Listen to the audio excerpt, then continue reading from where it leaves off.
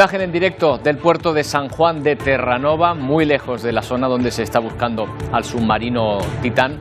Y sin embargo, el puerto más cercano, son más de 600 kilómetros los que separan este lugar en tierra de la zona donde se está buscando, el último punto donde se sumergió ese aparato en busca de los restos del Titanic. Desde entonces, nada se sabe ni de sus tripulantes ni de su posición. ¿Qué tal? Buenos días. Justo hasta ahora termina el más optimista de los pronósticos sobre la capacidad de oxígeno que guarda el submarino desaparecido bajo las aguas del Atlántico Norte. Las esperanzas de encontrar con vida a sus tripulantes caen dramáticamente cuando aún no se ha podido siquiera localizar el sumergible. Aunque se encontrara ahora, llegar hasta el izarlo a la superficie consumiría un tiempo que sus ocupantes simplemente no tienen. Aún así, los servicios de rescate continúan con su búsqueda frenética.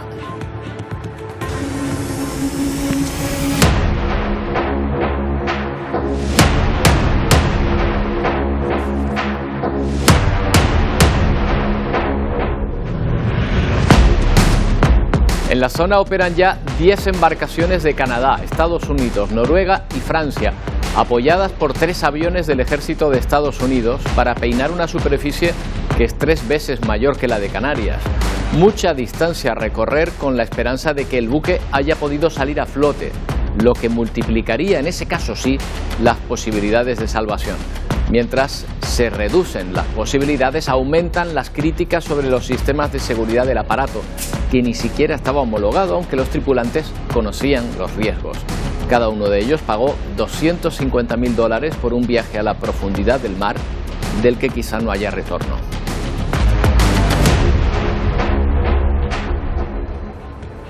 Y de nuevo encontramos la paradoja de que todos estemos pendientes de la vida de esas 5 personas, que ojalá puedan salvarla, pero parece que miramos a otro lado, ante una tragedia cotidiana que ayer podría haberse cobrado la vida de 37 personas más. Ha ocurrido al sur de Gran Canaria, una embarcación que llevaba 10 horas esperando ayuda y al parecer Salvamento Marítimo se retiró de su búsqueda porque los guardacostas marroquíes aseguraron que ellos se hacían cargo. Parece que no lo hicieron. Cuando llegaron ya sus ocupantes estaban en el agua, solo pudieron rescatar a 24 de las 61 personas que viajaban a bordo. Vamos a buscar más datos sobre este asunto.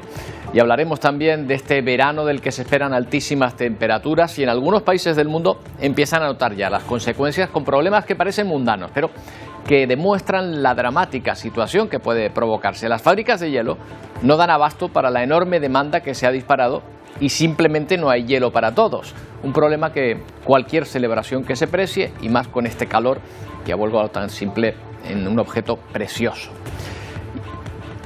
Ucrania y Rusia, mientras tanto, mantienen su pulso en un frente de batalla aparentemente igualado. Los ucranianos consolidan las posiciones ganadas recientemente, pero admiten dificultades para seguir avanzando.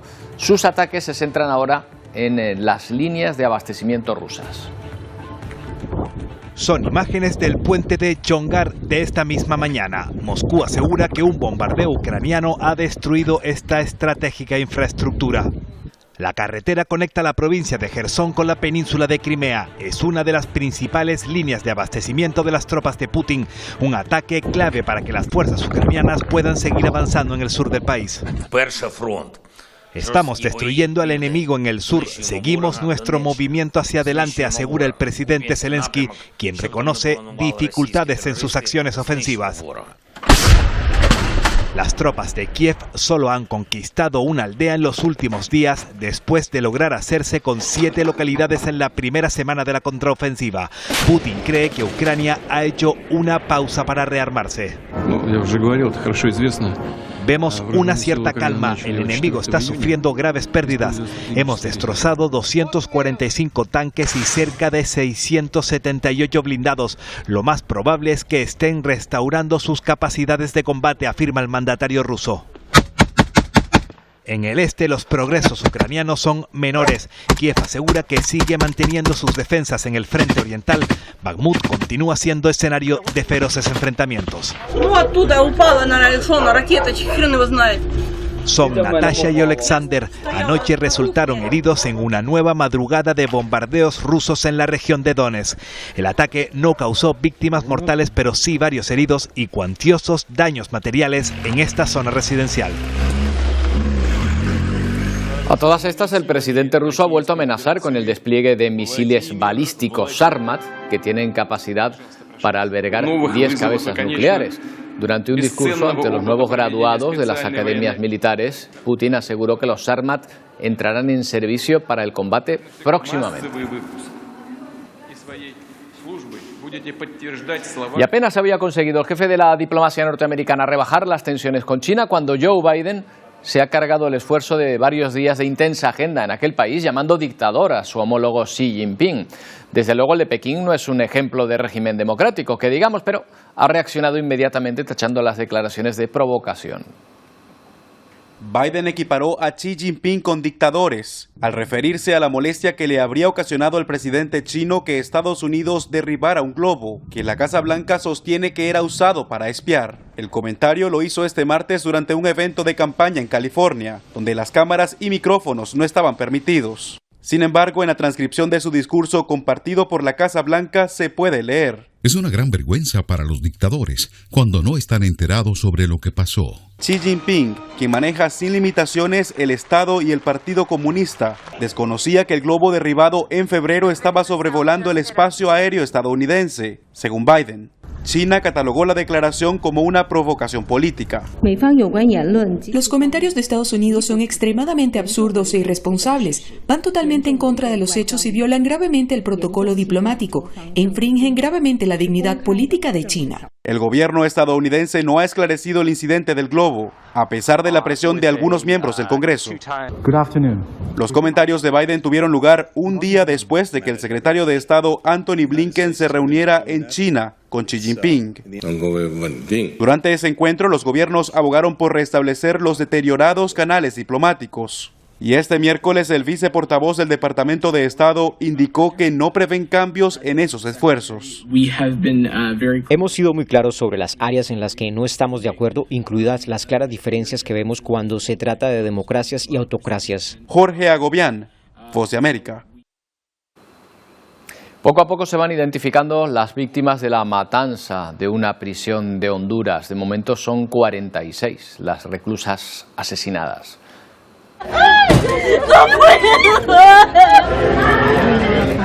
Algunas de ellas murieron calcinadas después de que se iniciara un ataque de las integrantes de la conocida como Pandilla 18 contra las prisioneras de otra banda, la Mara Salvatrucha. Hablamos de dos organizaciones criminales que siembran el terror en el país centroamericano.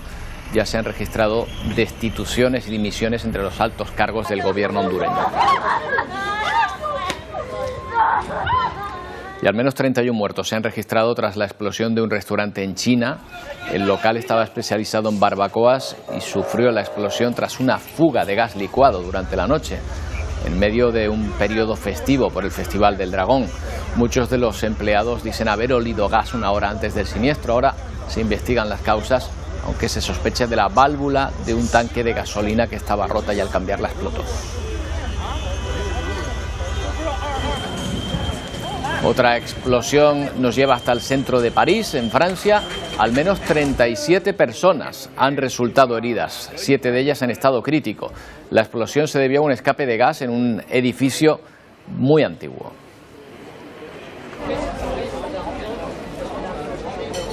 Bueno, y en México, accidente múltiple en Guadalajara. Se vieron implicados 16 vehículos, la mayoría camiones de carga. Según las autoridades, han fallecido 5 personas, 14 han resultado heridas, algunas en estado grave. Los fallecidos murieron a causa de las llamas que se originaron en uno de los camiones. De momento, no se sabe qué fue lo que provocó el accidente. Esta autopista permaneció cerrada durante 8 horas para las labores de rescate. Y la imagen que les vamos a mostrar ahora son de un suceso que pudo tener un fatal desenlace, pero afortunadamente se quedó en un susto. No hay heridos graves. Imaginen la situación en sus casas con el coche aparcado a la calle y de repente ocurre esto.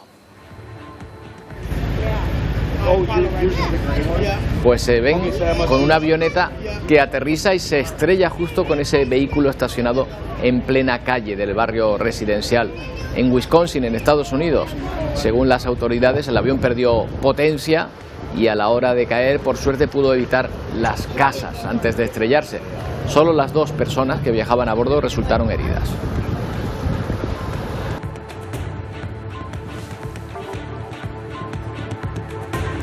Bueno, esta es la imagen de San Juan de Terranova en directo. Desde aquí se están coordinando buena parte de las labores de rescate. Es el puerto más cercano al lugar donde se están desarrollando las labores de búsqueda del mini submarino, del que no se tienen noticias desde el pasado domingo y que probablemente esté en el fondo del mar en su búsqueda de las reliquias del Titanic. 5 personas, como saben, van a bordo. De ellas todavía no se conoce ni siquiera el lugar en que puedan encontrarse. Enseguida hablamos de este asunto. Una pausa y volvemos.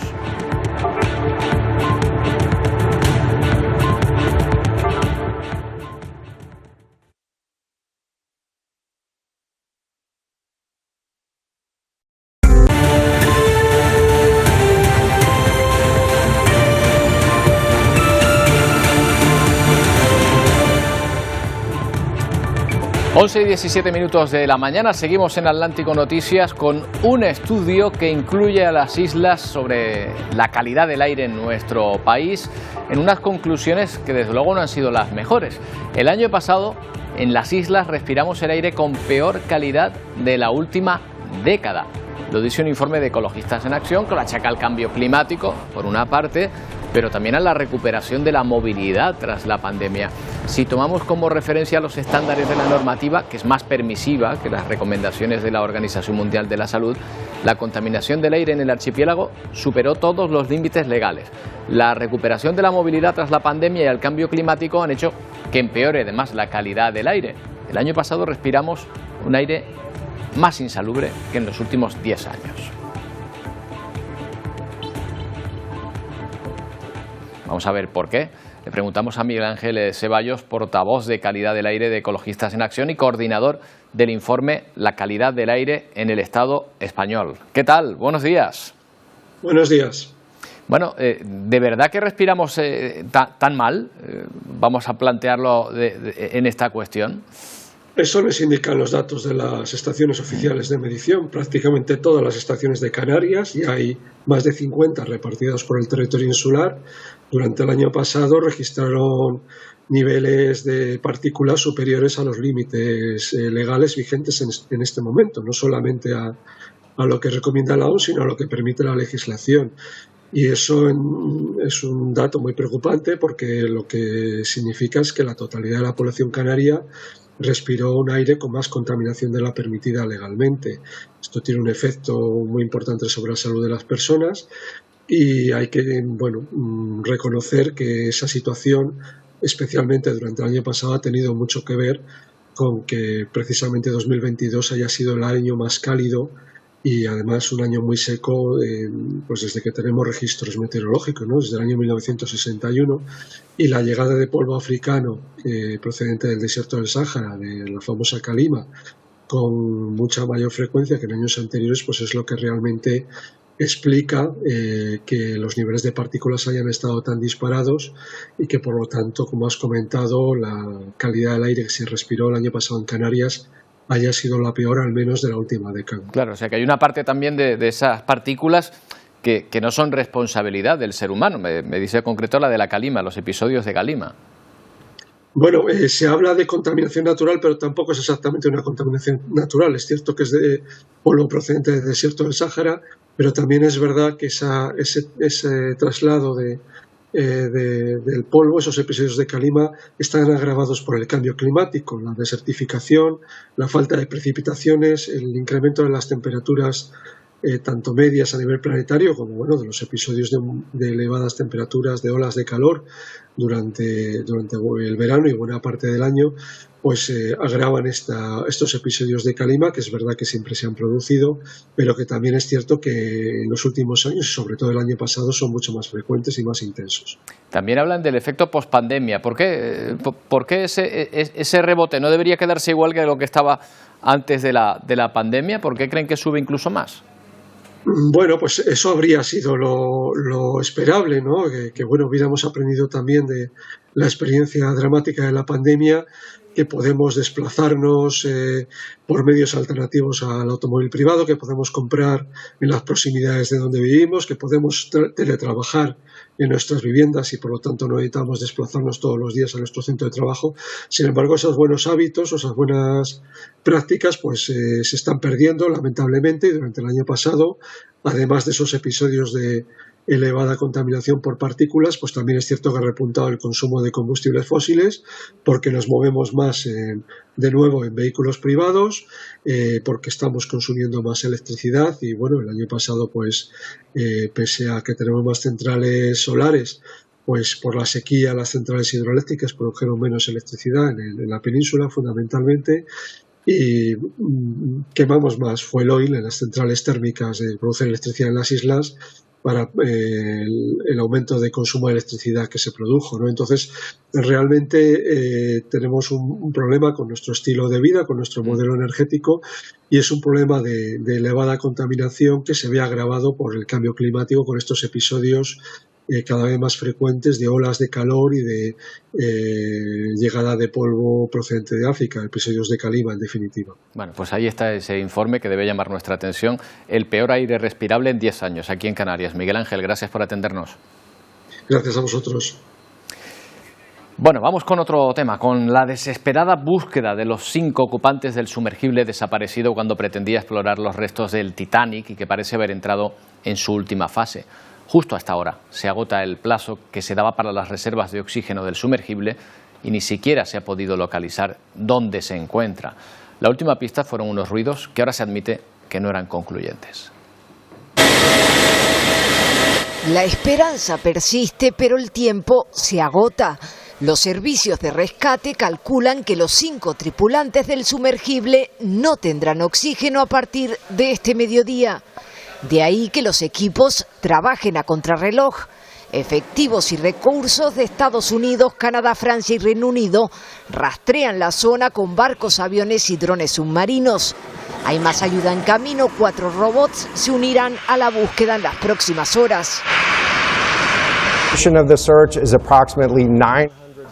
Estamos desplegando todos los recursos disponibles para asegurarnos de que podamos localizar la nave y rescatar a las personas a bordo, ha manifestado el comandante de la Guardia Costera de Estados Unidos. El amplio equipo internacional de rescate se aferra a los ruidos detectados en la víspera por un avión canadiense.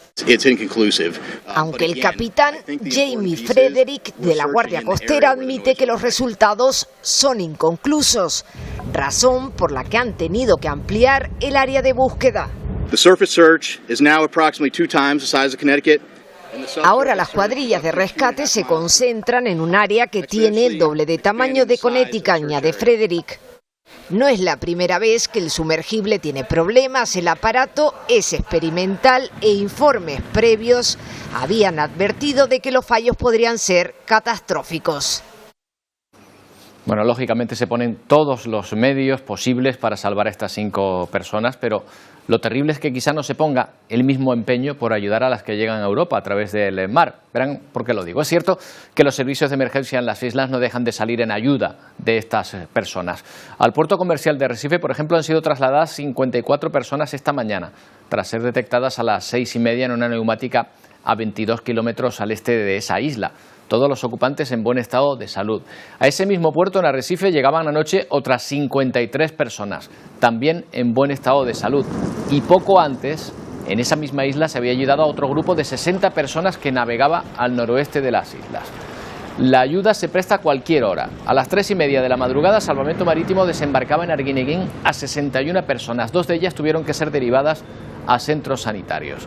Pero la polémica llega por la desaparición de al menos 37 personas en una embarcación por la que parece que se podría haber hecho más.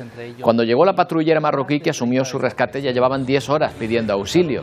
De hecho, la información que tenemos es que Salvamento Marítimo dio marcha atrás cuando Marruecos aseguró que ellos se encargaban.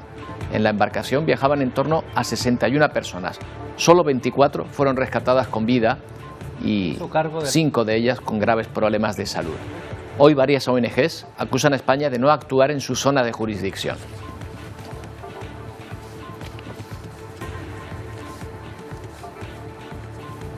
Bueno, queremos confirmar estos datos y saber más sobre los protocolos que se emplean. Lo hacemos con Manuel Capa, miembro del Comité de Empresa de Salvamento Marítimo. Manuel, ¿qué tal? Buenos días. Hola, buenos días. ¿Qué tal? ¿Coincide la información que hemos dado con los datos que tienen ustedes, más o menos? Sí, bueno, más o menos, bueno, al final sí son es una patera que en principio, pues salió, avisaron, se tardó mucho en ir a recogerlo. ¿Qué ocurre? Que cuando se da una emergencia se intenta movilizar los medios que haya disponible en ese momento, sean tanto salvamento marítimo o incluso algún mercante que pueda localizar en ese momento, y se les pide que estén en la zona mientras que llegan los servicios de rescate. En principio, esta patera estaba al sur de Gran Canaria, con lo cual es una zona SAR nuestra, y bueno, no sé por qué entró Marruecos. Supongo que habrá acuerdos bilaterales tanto entre Marruecos y España para que puedan ejercer, que puedan actuar en la zona nuestra. A ver, Manuel, ustedes tienen delimitada la zona en la cual intervienen los medios españoles y dónde intervienen los medios de Canarias, ¿es así? Sí, hay unos acuerdos internacionales que son del año 79 de la IMO, en la cual se determina la zona, digamos, del área de influencia de búsqueda y rescate de la zona SAR que se le otorga a cada país, ¿no? No tiene nada que ver con las aguas territoriales o las aguas jurisdiccionales que tenga un país. Entonces, España en concreto y en la zona de Canarias tenemos para que os hagáis una idea, desde las Islas Canarias hacia el sur y llegamos casi a Mauritania, ¿vale? Es una zona muy, muy extensa, incluso cubriendo, digamos, la costa desde el Cabo de Tarfaya, que queda a la altura de Fuerteventura, hacia el sur, ¿no? En cambio, desde Tarfaya hacia el norte, hacia Agadir, por decir algo, son aguas de SAR de Marruecos, ¿no?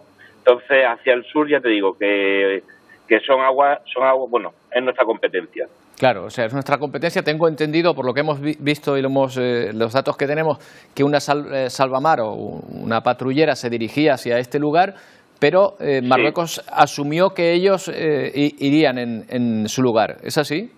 Sí, efectivamente. ¿Qué ocurre? Que en el momento que otro medio de rescate, en este caso una patrullera marroquí, dice que se hace cargo, porque a lo mejor quizás esté más cerca habría que ver un poco también esa salvamar si estaba en otro servicio, porque a lo mejor había rescatado otra patera, quizá estuviese cargada, y por seguridad a lo mejor no se puede sobrecargar con otra patera, ¿no? Por la seguridad de la patera en sí, o sea, de la patera, de la unidad de salvamento y de los ocupantes, tanto migrantes como tripulantes. Entonces, si Marruecos se ofrece, se le cede, digamos, de alguna manera, digamos, el rescate. Y a partir de ahí, se pierde un poco la pista, porque ya el centro deja de coordinar el rescate. Claro, en teoría el salvamento marítimo de nuestro país estaba a 1 hora de llegar a estas personas. ¿Saben ustedes a cuánto estaba Marruecos de llegar cuando asumió el rescate? No sé, esa información no la tengo. Pues ya esa información que baraja, digamos, el centro de coordinación supongo que la habrá coordinado Las Palmas, y no, esa información no la tenemos. Nosotros, la información que pueda dar es realmente lo que ocurre un poco en los barcos, ¿no? Entonces no nos llega esos detalles concretos. Lo normal para gestionar el uso compartido de las aguas se hace de esta manera, aunque sea una zona española, si Marruecos asume el lugar y dice, yo me encargo... Hombre, lo normal es que lo asumamos nosotros porque es nuestra zona.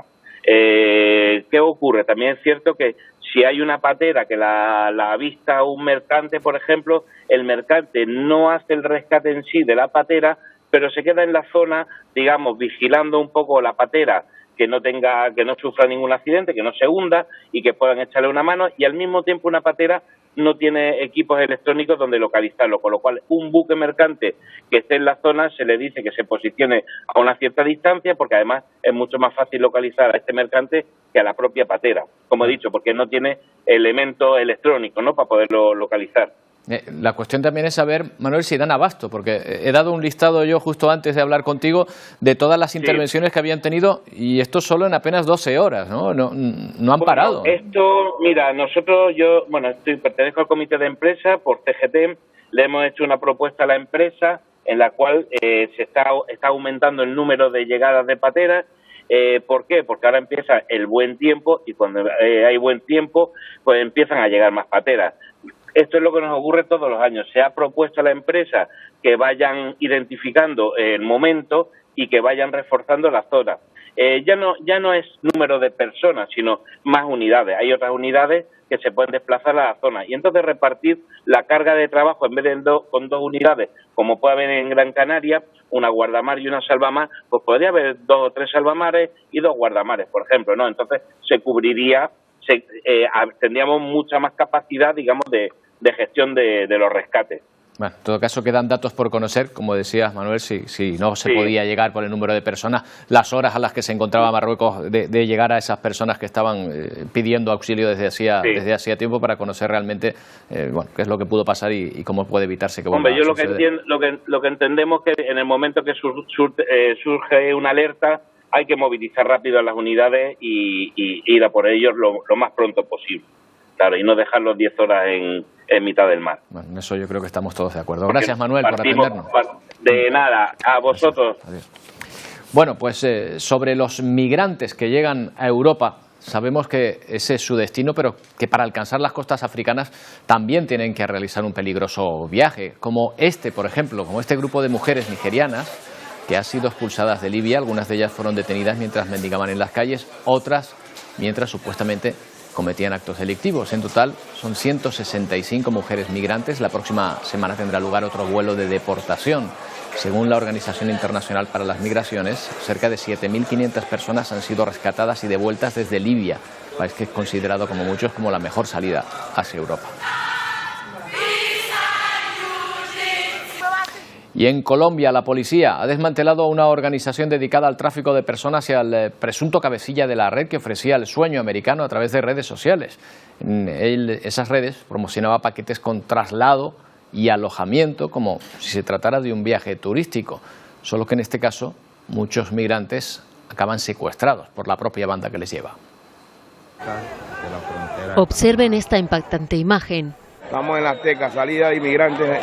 Son casi 2.000 migrantes concentrados en el último gran campamento de paso construido por los coyotes en la frontera entre Panamá y Colombia. Salen caminando hacia Nicaragua. Otro convite aquí, gente de Ecuador ahí, mire. Gracias. ¿Cómo le pareció la ruta? Bien. Una ruta segura. El recorrido de los migrantes rumbo a Estados Unidos lo graba un coyote, alias Pepe, que envía las grabaciones a su jefe, Anderson, el cabecilla de una potente red de tráfico de migrantes que él mismo promociona a través de sus redes sociales, como reveló un agente infiltrado en la red. Tenemos acá la lancha rápida para irnos con niños. Salimos con el embarque San Andrés, Nicaragua. Publicaban todas las actividades que ellos realizaban, las rutas que tenían del paso migratorio acá en Colombia. Anunciaba las rutas y los precios. Desde Medellín los trae, aquí estamos ya montados en el barco. Entraban por el Ecuador, por la frontera de Ipiales, llegaban a Cali y luego por Buenaventura. La otra ruta, la misma modalidad, pero llegaban a Medellín. De ahí esta organización les hacían documentos falsos. Anderson usaba su casa como cárcel. En un pequeño apartamento de su madre en Medellín, secuestraba a los migrantes que no pagaban la totalidad del recorrido, como le ocurrió a esta venezolana. Ella pagó por un viaje, no es culpa mía que ya no tenga el resto de la plata para viajar. Logran la captura de 11 personas en las ciudades de Medellín, en Itagüí, en Popayán, en Pasto y en San Andrés Islas. Estas personas harían parte, presuntamente, de una organización criminal transnacional. Un juez envió a los detenidos a la cárcel y también a alias Anderson, capturado por el mismo delito por segunda vez. Y vamos a hablarles hoy de la colaboración que esta casa, Radio Televisión Canaria, y estas islas han tenido con otro archipiélago cercano, el de Cabo Verde, en concreto con la televisión caboverdiana. Desde Canarias hemos ayudado en la formación de sus profesionales, con el apoyo de la Dirección General de Asuntos Económicos con África, del Gobierno de Canarias. 3 procesos formativos que dieron como fruto varios reportajes como este, que cuenta la historia de Batut, una música de esas islas que estuvo prohibida durante mucho tiempo. La música es de los rasgos de la cultura caboverdiana que más se sobresale. Más allá de las bellas playas del país, descubrimos los ritmos y sonidos.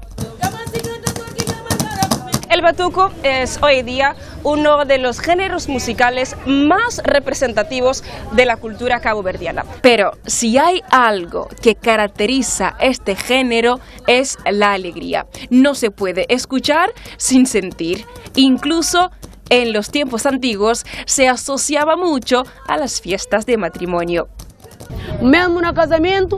Incluso en los matrimonios antiguos, si se daban cuenta, la novia era impedida de casarse. Pero hoy día, un matrimonio sin batuc no es matrimonio. Tras la independencia de Cabo Verde, varios músicos, compositores y amantes de la cultura caboverdiana empezaron a unir fuerzas para rescatar el batuc. Nos acompaña Nasara Cabrera, directora general de Asuntos Económicos con África del Gobierno de Canarias, y Francisco Moreno, administrador único de Radio Televisión Canaria. ¿Qué tal? Buenos días. Buenos días. Bienvenidos a este humilde plató de Atlántico Noticias. Nasara, Cabo Verde y Canarias, dos archipiélagos que aparentemente están lejos, pero podrían estar mucho más cerca, ¿no? Sí, totalmente. De hecho, uno de los objetivos que nos hemos marcado dentro de nuestras políticas públicas hacia África es acercarnos a todos estos países africanos que, a pesar de la cercanía geográfica y algo de lo que siempre presumimos, ¿no?, por nuestra posición geoestratégica con respecto al continente, estamos muy lejanos culturalmente, ¿no?, y desconocemos muchísimas cosas, y creo que proyectos como este nos acercan en ese sentido. Bueno, y aquí Radio Televisión Canaria ha formado parte de este enlace. ¿Cómo surge esta colaboración, Paco? Bueno, pues surge de una convicción que, por ejemplo, se expresa en programas como este, ¿no? Que tenemos una posición geográfica en el mundo, somos una puerta que nos conduce a África, somos una puerta que nos conduce a América y somos una puerta que nos lleva a Europa. Y habría que desarrollar alianzas que nos permitieran que esa puerta se pueda traspasar en las dos direcciones y podamos tener conocimiento del entorno que nos rodea.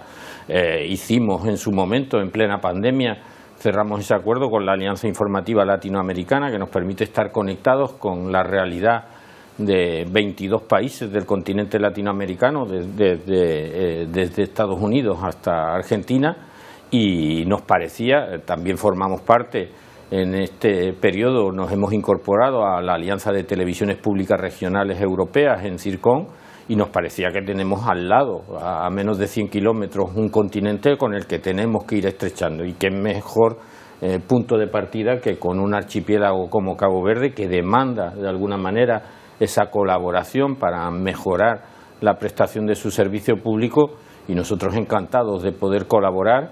Como decía, son 3 ciclos formativos los que ya hemos desarrollado con la televisión caboverdiana, pero lo mismo intentamos hacer, y en eso debo agradecer enormemente la colaboración que Nasara, desde la Dirección General de Asuntos Africanos, pues ha prestado para que todo esto sea una realidad, porque tiene una vertiente institucional y tiene que ver también con los intereses de la comunidad autónoma, pero queremos seguir progresando en esa senda.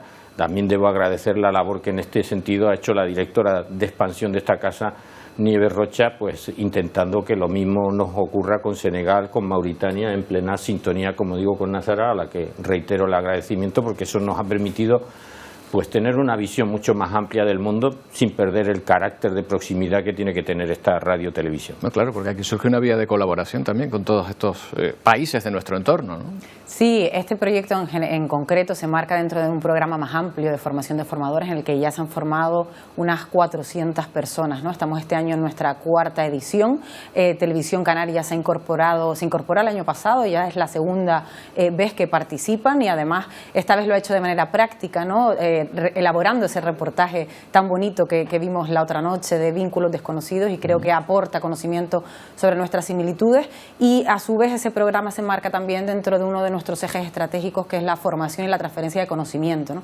Al principio, cuando hablamos con Televisión Canaria, con Paco, con Nieves, incluso con Pepe Naranjo, que sabemos que está afincado en el continente, pues vimos que era importante compartir material audiovisual, ¿no? Emular esa alianza que se tiene ya de Televisión Canaria con otras televisiones latinoamericanas, pues con África, algo que no se había hecho hasta el momento, y además, también se ha innovado también, por ejemplo, en la forma de trabajar en la creación de este reportaje, ¿no? Lo hablábamos también antes, y en la firma de convenios que queremos extender a otros países, como acaba de decir Paco, para compartir ese material audiovisual y conseguir ese objetivo de crear redes con esos territorios cercanos pero lejanos culturalmente, como decíamos antes, y bueno, básicamente. ¿Y el idioma? ¿Está siendo un problema? ¿Está siendo una frontera difícil o se ha resuelto bien? En el caso de Cabo Verde, hombre, en el caso de Cabo Verde yo creo que compartimos una misma raíz y más o menos yo creo que es fácil el entendimiento, más allá del conocimiento que se pueda tener del portugués o del castellano en el caso de ellos. Pero evidentemente son países donde el habla hispana en África es muy escasa, prácticamente en Guinea Ecuatorial y en Senegal, y en el resto es francés, inglés o el idioma propio que puedan tener. Pero esta es la realidad del mundo, y en esta realidad pues ellos tienen que progresar y nosotros tenemos que ayudar a ese progreso por el bien nuestro también, no solo sobre todo por el de ellos, sino porque la prosperidad de ellos significará menos presión migratoria, etcétera. Y en ese sentido, todo lo que sea establecer una colaboración, yo creo que estamos viviendo un mundo en el que interesa lo próximo, pero interesa también lo que está ocurriendo a tus alrededores. Y yo creo que esto es de las cuestiones con las que más orgulloso uno el día que se marche se podrá ir, ¿no? Haber creado esa red e intentar emular en el continente africano lo que ya tenemos con el continente latinoamericano, pero no es quimérico pensar que en muy poco tiempo podamos tener una red tupida de alianzas con distintas televisiones africanas y que eso permita que esta radiotelevisión tenga una mejor información cada día, ¿no? Claro, que Canarias podría ser el hub un poco también en este aspecto. ¿El feedback cuál ha sido? ¿Cuál ha sido la reacción en Cabo Verde? Porque claro, no sé si ellos tienen mucha conciencia de Canarias, como nos ven, si nos ven también a un territorio cercano o no. Nazara tiene la humildad que tenemos los canarios. No vamos yo creo que esto hay que hacerlo de igual a igual. Y Nazara sabe cómo abrir esa puerta para que después nosotros no vayamos con esa sensación que también se puede tener en el continente de que ya llegan los poderosos avasallando, ¿no? Sí, y además que esta formación surge nosotros, y esto ha sido la lógica con la que hemos trabajado dentro del programa de formación de formadores, ¿no? Ha sido una demanda de allí con una necesidad específica, y entonces se crean los programas formativos ad hoc, por decirlo de alguna manera, ¿no? Conforme a la necesidad que tienen. De hecho, empezamos hablando con la Radio y Televisión caboverdiana para firmar un convenio para el intercambio de material audiovisual, pero fueron ellos y ellas las que pidieron formación específica, y al final eso se ha creado, una colaboración, yo creo que un equipo, ¿no? Que al final es lo importante también, generar esas redes personales que después van a facilitar el trabajo que se haga posteriormente. Bueno, pues ahí está esa situación, esa formación y ojalá pues esa red, ¿no? De colaboración. De que al final con todo esto se crean también vínculos afectivos. O sea, quiero decir, hemos tenido aquí a los compañeros de la televisión caboverdiana y al final trabas un nexo de amistad, recibes mensajes y envías mensajes, y para muchos de los que conviven en estas redacciones pues ahora tienen amigos en la televisión caboverdiana, ¿no? Y se trata de que esa red de alianzas también nos enriquezca profesionalmente a todos. Bueno, pues ahí está. Ojalá dentro de poco podamos hablar de ese hub, de esa red de televisiones también en este entorno, como hemos conseguido establecer en otro. Nazara, Paco, muchas gracias. Buenos días. A ti, Roberto, gracias. Bueno, pues vamos a saludar a nuestros compañeros de Ponte al Día, que están a punto de llegar justo después de este programa. Pedro, Wendy, ¿qué tal? Buenos días. ¿Qué tal, Hola Roberto, ¿qué tal? Muy buenos días. Bueno, día bastante complicado hoy porque son muchos hechos de actualidad. Entre ellos vamos a prestar especial atención a esa tragedia ocurrida en la ruta migratoria canaria donde 37 personas han fallecido, varias mujeres, 2 niños, un bebé, tras más de 12 horas suplicando un rescate. Un hecho que ocurre en aguas de responsabilidad española, y esto ha provocado cierta indignación y también mucha conmoción. Mientras nosotros asistimos a este hecho ocurrido a cientos 130 kilómetros de la isla de Gran Canaria, los ojos del resto del mundo están puestos en ese submarino al que se le perdió la pista cuando pues acudía a ver esos restos del Titanic hacia las profundidades del Atlántico Norte. Y bueno, una espera bastante angustiosa, todo apunta a que se agotan las existencias de oxígeno, un rescate bastante complicado. Hoy en nuestro programa vamos a actualizar datos y vamos a abordarlo con expertos, pero también trataremos otros asuntos. Sí, porque volviendo ya a las islas, este plato se va a convertir en una casa, aunque ya la es, la de todos ustedes, para explicarles todas las consideraciones y todo lo que debemos de tener en cuenta antes de comprar una vivienda. ¿Estamos en un buen momento para hacer esa transacción? Sí, no, pues quédense con nosotros que les vamos a resolver todas las dudas de la mano, por supuesto, de los expertos. Así que ya saben, a las 2 en punto, aquí en directo, comienza Ponte al Día. Les esperamos. Hasta ahora. Hasta ahora, compañeros. Bueno, estos días les hemos hablado del calor que se espera y del que ya están pasando en algunas partes del mundo. Hay consecuencias que parecen poco dramáticas, pero que pueden generar muchísimos problemas. Por ejemplo, en México no hay hielo, no hay para todos. Cerradas. Así lucen varias distribuidoras de hielo en la Ciudad de México. Y es que el calor y las altas temperaturas en la capital se traducen en escasez de hielo. Las fábricas de la ciudad no están dando abasto. Mi papá lleva 40 años en este negocio. Nunca habíamos visto una situación de escasez de hielo. Desafortunadamente tenemos que negarles la venta porque no tenemos el abasto suficiente. Sí, la cosa es que no tenemos, disculpa. Tenía por hielos para mi abuelita, para su casa, para hacer de comer y ya no hay. Los congeladores lucen vacíos y ello provoca un efecto dominó. Nuestro pollo siempre trae suficiente hielo. La verdad ahorita sí está muy difícil para encontrar hielo. Sí, no hay hielo. Hielo no hay. ¿Y qué han tenido que hacer? Pues por ahí consiguiendo de poquito a poquito. Oro cristalino, que no por cotizado sube de precio. A pesar de la escasez, los precios se mantienen. Las 8 distribuidoras de hielo que albergan las inmediaciones de la Central de Abasto y la Nueva Viga reciben normalmente 400 toneladas de hielo. Sin embargo, en estos días de escasez, han recibido apenas 250. Bueno, seguimos en aquel país con más consecuencias del calor. Esto es Monterrey, donde la sofocante ola de calor está provocando que se formen largas colas en las tiendas para hacerse con un ventilador o un aparato de aire acondicionado. Y ocurre lo mismo que les contábamos con el hielo. La alta demanda ha vaciado el stock. Hay incluso lista de espera para los ventiladores. Bueno, pues ya ven lo que provoca esa ola de calor en ese país que como es México. Hablábamos de calor y de hielo, pero lo encontramos también de otra forma. Emilia, ¿qué tal? Buenos días. ¿Qué tal? Buenos días, Roberto. ¿De qué manera? Estabas hablando precisamente de calor y de hielo. Y de hielo te vengo yo a hablar, pero de otra manera, porque ya los investigadores lo habían advertido, pero lo han vuelto a hacer. Los investigadores, el último informe, dice que los glaciales del Himalaya perderán el 80% de su volumen de aquí a que termine el siglo. Y parece mentira, pero porque parece que queda mucho tiempo, pero es que no queda tanto. Que termine el siglo son 70 años.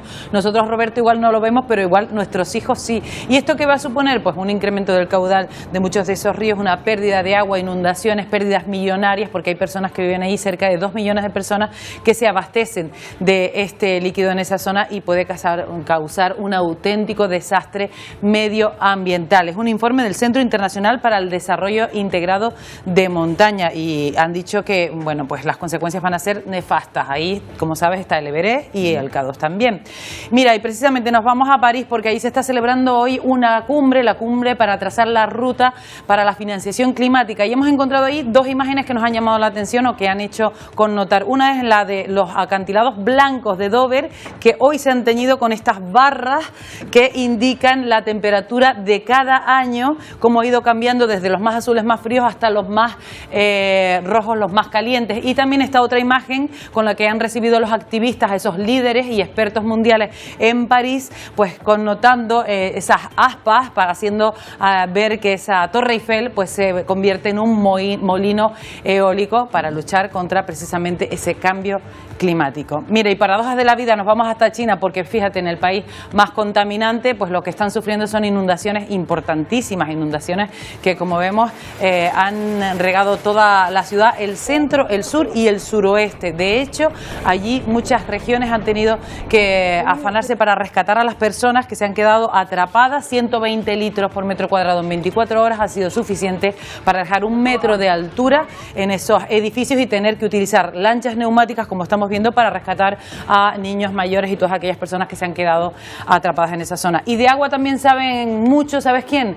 Pues los niños que tienen cada día que cruzar 12 kilómetros para poder ir al colegio en esta colonia de Cadete de Pando en Paraguay. Lo tienen que hacer así, a poco que llueva en esta zona, tienen que ir en canoa todos los días 12 kilómetros para poder llegar a la escuela. Toda una proeza, porque es un lugar que con poquita lluvia se inunda fácilmente. Claro está que han pedido caminos y carreteras y soluciones, pero de momento pues no han llegado. Oye, en la península sigue lloviendo con fuerza, en algunos puntos, pero se les va a acabar pronto, ¿no? Se las acaba hoy mismo, de hecho, las precipitaciones han seguido con esas tormentas que han sorprendido, fíjate, por ejemplo, en Murcia. ¿Esto es Murcia? Eso precisamente es Murcia. El parece río Iguazú, Emilia. Exacto, parece cualquier catarata de estas impresionantes. El río Argos, en Caravaca de la Cruz, en Murcia, en el municipio de Caravaca de la Cruz. Bueno, pues así corría ese río, pues más de 120 litros por metro cuadrado, y también en forma de granizo en el mismo centro del municipio. En Jaén también corrían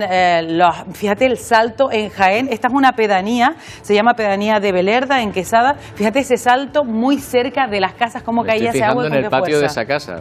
Bueno, afortunadamente eso va a dar a un barranco, y afortunadamente pues no ha llegado a las casas, pero desde luego la imagen es impresionante. Tremendo. Bueno, vamos con la previa para las próximas horas. Bueno, para nosotros nada de esto, para nosotros regresamos y con nuestra normalidad. Nuestra normalidad, ¿quién nos la trae? Pues los alisios. Los alisios nos van a empezar a soplar hoy con cierta intensidad. De hecho, ya hoy nos han traído estas nubes que vemos por aquí, que forman esta línea que vemos por aquí, aunque aún no soplan con la suficiente fuerza como para no formar nubes de evolución, como se ve en la isla de Tenerife o incluso en el nordeste de la isla de Gran Canaria. Lo normal que va a ser que esos vientos sigan soplando y que esas nubes de evolución se vayan disipando. Vamos a ver la previsión para las próximas horas. Vamos a tener un anticiclón que se va a anclar al noroeste de Galicia y desde ahí nos envía esos vientos del nordeste que van a empezar soplando flojos y moderados. Ojo mañana en el Teide, viento fuerte en la cumbre del oeste, por cierto, con temperaturas que de momento aquí, fíjate, no cambian demasiado los colores. En la península, sin embargo, los que vayan a viajar a la península este fin de semana van a pasar bastante calor, sobre todo por el centro oeste y también en el norte. Ya veremos si es ola de calor, porque eso depende de los días que tarden en irse. Vamos a ver nuestro viento, que es el que nos pues marca este modelo meteorológico. Hace días que no veíamos viento en nuestras islas. Bueno, tampoco es que veamos demasiado. De cara al fin de semana, tal vez de cara al sábado es cuando empieza a incrementarse. Vemos cómo llega por ahí lo vemos asomando, con rachas sostenidas pues en torno a los 30, 35, incluso 40 kilómetros por hora. Para los que hacen windsurf, este mapa es una golosina. Bueno, en Fuerteventura este mapa es una alegría para el fin de semana, desde luego. Mañana, por lo tanto, mañana viernes vamos a abrir la ventana y vamos a ver intervalos nubosos en las zonas del norte, poco importantes, con cielos bastante despejados en la zona del sur. Si vienen los alisios, esas nubes se quedan al norte y el sur se despeja, siempre lo decimos. Viento de flojo a moderado, irá creciendo en intensidad del oeste en la cumbre, temperatura de 29, incluso picando los 30 grados, y situación marítima un poquito más complicada, poca cosa por el norte, pero por el viento nada más. Claro. Poca cosa, nada destacable. Bueno, oye, ¿sabes qué? Ayer, que te voy a contar yo a ti, que llegó el verano, pero claro, la gente lo celebra a su manera o espera el verano casi para darle la mano a la nueva estación. Así que si te parece, nos vamos observando cómo pues, se ha dado la bienvenida a la nueva estación. Es un poco la estación de la felicidad, ¿verdad? Porque todo el mundo identifica el verano con vacaciones y todo el mundo pues le da la bienvenida de una manera festiva. En el caso del hemisferio norte, que es donde llega el verano, claro, porque en el hemisferio sur lo que entra es el invierno, ¿eh? Hay que tenerlo en cuenta. Miren, ahí están esas imágenes de Nueva York, de Stonehenge, de Bolivia o de Sydney, que dan la bienvenida a la nueva estación. Así nos despedimos. Volvemos mañana a partir de las 11 en una nueva edición de Atlántico Noticias. ¡Feliz día!